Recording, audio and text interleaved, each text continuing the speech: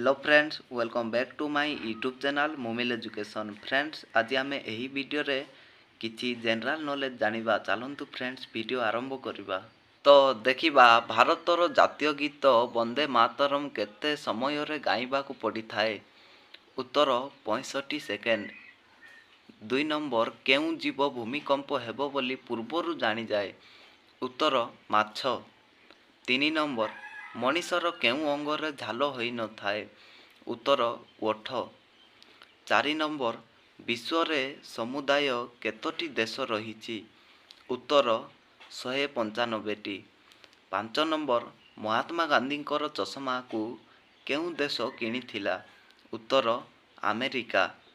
6 number, Pakistan रे केतोटी राज्य अछि। उत्तर 8टी।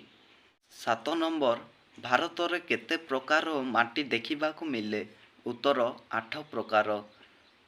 8 नंबर, ओडिशा रो हीराकुद नदी बंध केउ जिला रे अवस्थित।